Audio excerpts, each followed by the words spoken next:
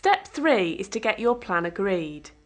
A care manager at the local authority has to say your plan is okay before you actually get the money. Councils are steadily moving away from the old system, but it's a big change for them, and getting plans signed off is still rather formal in some places. Once we'd actually written the plan up, we submitted that to the local authority. They checked through, and I think the things that they're really wanting to look at is how is Joseph going to keep healthy, safe and well. So we make sure that we look at all the risk factors and make sure that he is kept safe, and that's why he requires 2 people supporting him at any one time, and all them things around driving and keeping him safe in a car and all them things that they'd be looking at, and we've just submitted it to them and they think it's fine.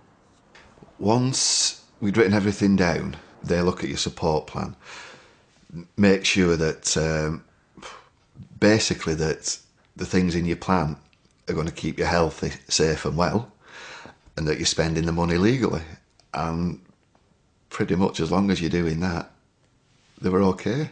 I did a person-centred plan, did what I wanted, what I wanted the money for, and I did a complete plan, and I got the money through that way, and it was very quickly.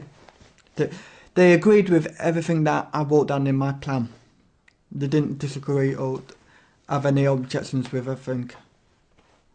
And then the support plan, there is a part that details where you're going to spend the money, so sort of how much you're going to spend for football, how much you're going to spend for your support during the day, and that's in money, not in hours. It's how much you're going to spend on any other support you need, whether that's around the house to help clean the house or in cooking, things like that. You detail that there, break the money down a bit more. It doesn't have to be to the penny, as long as it's roughly in those areas what you're going to spend the money on. Send that back. If they're happy with it, they agree it, and they'll let you know. You can go ahead, let us know your bank details and they'll put the money in. Simple as that, really. I wrote my support plan by myself after the workshops.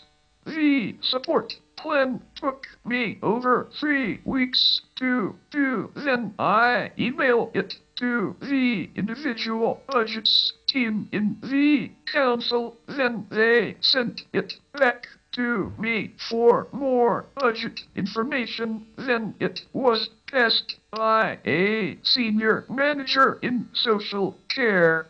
Everything was passed in my support plan, including my dream of going up in a hot air balloon. Yeah, one of the things I spend the money on that's in my support plan is to go to football. I use the money to buy a season ticket. And that gets a lot, especially financial people, a bit, edgy. How can you spend public money on a season ticket for football?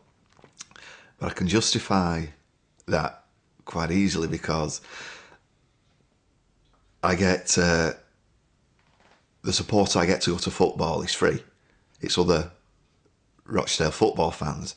They'll come and pick me up, take me down. Away matches as well, and that's quite a lot of travelling up and down the country. I think the cost of the season ticket was £300.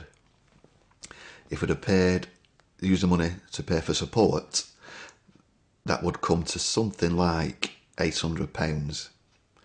Even more if you go on a good cup run, if we get into Europe. Sorry, that'll never happen. But the money works for itself. You've got, by having the flexibility to be able to use it to spend on other things, generates an income that's 3 times more than the expenditure.